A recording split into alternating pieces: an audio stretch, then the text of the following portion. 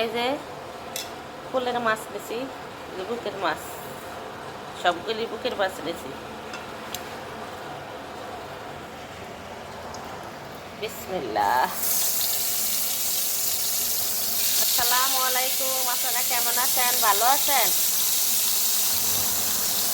আমি ভালো আছি আলহামদুলিল্লাহ।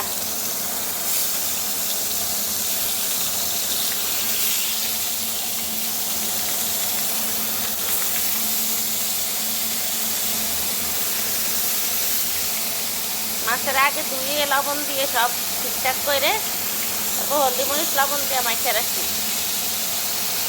আপনারা একটু কষ্ট করে শুনবেন। আমার পাশের বিল্ডিংয়ের লগে তো ছাদের কাজ চলতে আছে, ছাদে ঢালাই দিতে আছে, কিছু বোঝা যায় না, শোনা যায় না।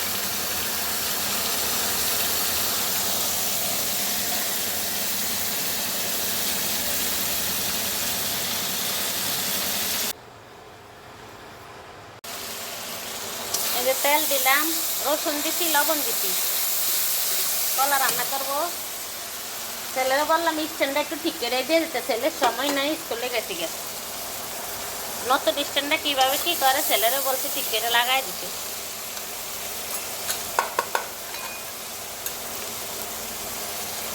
হলুদ দিলাম,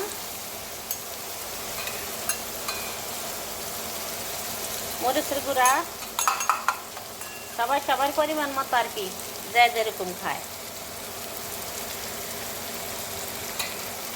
দিয়ে দিলাম জিরা ধনিয়া। রুই মাছ দিয়ে কলা দিয়ে রান্না করব।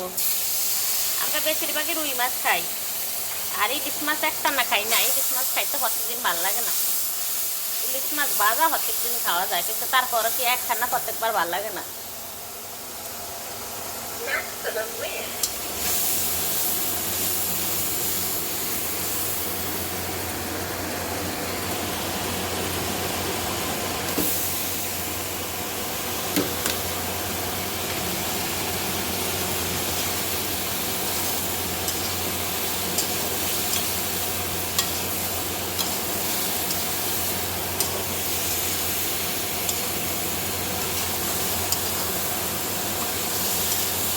কলার একটু হলুদ দিয়ে ভাপিয়ে নিছি আমি।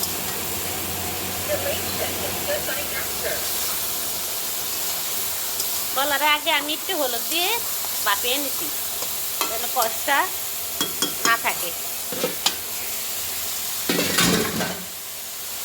আপনারা আমার সাথেই থাকবেন রান্না কমপ্লিট হওয়া পর্যন্ত, কোথাও যাবেন না। এই যে মাছ, সব মাছ দিয়ে দিলাম। কালকে সন্ধ্যা ডাইল রাঁধছি, ডাইল আছে, ভর্তা আছে, ভাত আছে। যদি জানতাম তাহলে রান্না করতাম। সবাই গেছে গিয়া, এখন ভাত তরকারি রান্না করছি। এটা হচ্ছে বড় রুই মাছ, বাজার থেকেই কাটিয়ে আনছে, কালার দেখা যায় না। সাইডে আবার বিল্ডিংয়ে ছাদের কাজ চলতে আছে, তো আওয়াজে কথা বললে শোনা যায় না। এই যে সব মাছ দিয়ে দিলাম। পুকুরের মাছ দিয়ে রান্না করছি, কোলের মাছ।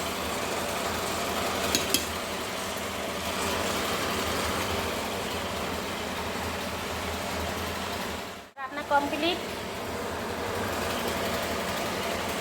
কলা আর মাছের তরকারি। কমেন্টের মাধ্যমে জানাবেন কেমন হলো। প্রথমে লাইক দিয়ে ভিডিওটি দেখা শুরু করবেন।